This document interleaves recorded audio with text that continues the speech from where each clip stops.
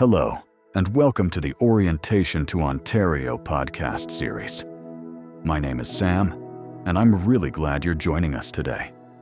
The Orientation to Ontario, or O2O podcast series, is created especially for newcomers like you to make your move and settlement in Ontario a little easier. Each episode explores a different topic, from housing and healthcare to employment, education, and community life, giving you practical information and helpful tips. Today's episode is about something very important: your legal rights and services in Ontario. To help us learn more, I'm joined by Aisha, a social worker who works with newcomers and will share useful information and resources about getting around in Ontario. Welcome to the podcast, Aisha. Thank you, Sam. I'm happy to be here. It's great that we're talking about legal rights. Every newcomer should know about them. I remember when I first came to Canada, I didn't even know I had the same rights as everyone else until I attended a community workshop. It made such a difference. So, Aisha, let's start simple. What does it mean when we say legal rights in Canada? Good question, Sam. In Canada, everyone, no matter where they come from, has rights and freedoms that are protected by law. Both federal and provincial laws make sure that people are treated fairly and equally. Our legal system is based on the rule of law and democratic principles. That's interesting. So that means even newcomers have the same rights? Yes, exactly. Everyone in Canada, citizens, permanent residents, and many temporary residents, have basic rights and freedoms. Let's move on to the next point. I've heard about something called the Canadian Charter of Rights and Freedoms. Can you tell us more about that? Sure. The Charter protects the same rights and freedoms for both men and women. Here are some important ones to remember: the freedom to express your beliefs and opinions, the freedom to practice your religion, the freedom to associate and gather peacefully with others, the right to live anywhere in Canada, the right to equal protection under the law, without discrimination based on things like race, color, religion, sex, or disability, and the right to receive services in English or French from the federal government. That's a lot of protection. Did you know that many newcomers don't realize they can ask for services in either English or French? I once met a student from Morocco who was so relieved to find out she could ask for French forms at her local office. Yes, that's true. And if anyone wants to read the full charter, they can find it on the Department of Justice website. Now, let's talk about the Ontario Human Rights Code. How is that different? Good question. The Ontario Human Rights Code protects people from unfair treatment in areas like employment, housing, and services.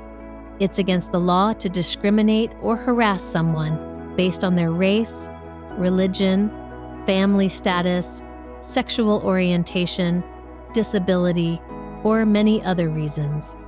Here's something important to remember. If someone feels they are being treated unfairly, they can visit the Ontario Human Rights Commission website to learn more or make a complaint.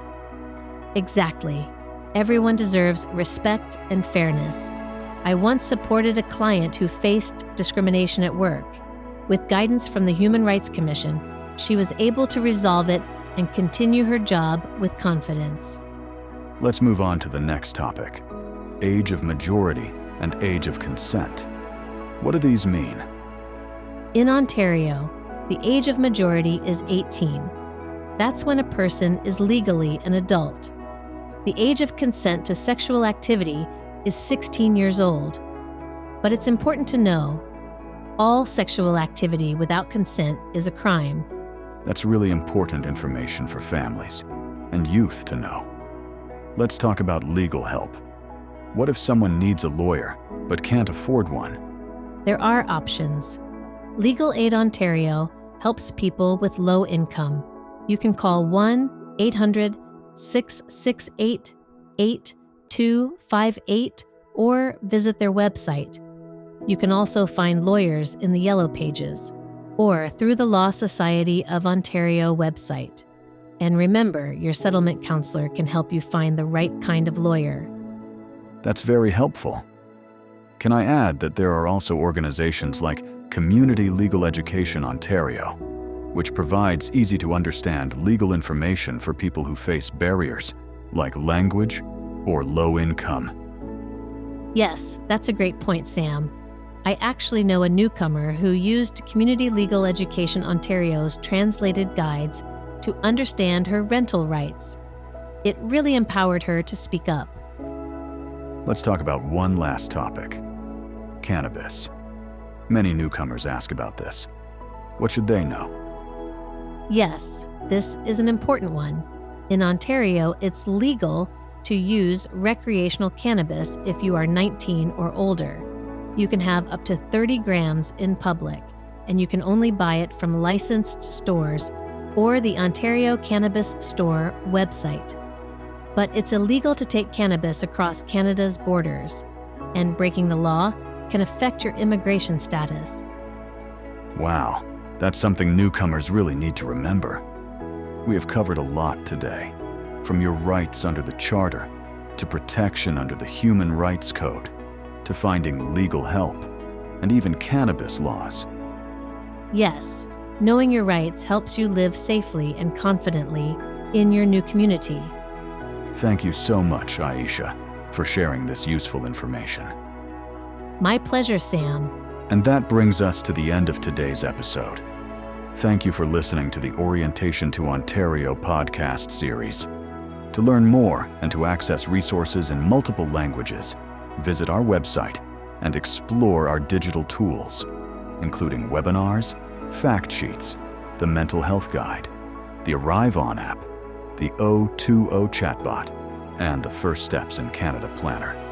You can find the link to our website and all digital resources in the description below. Until next time, take care, and welcome to Ontario.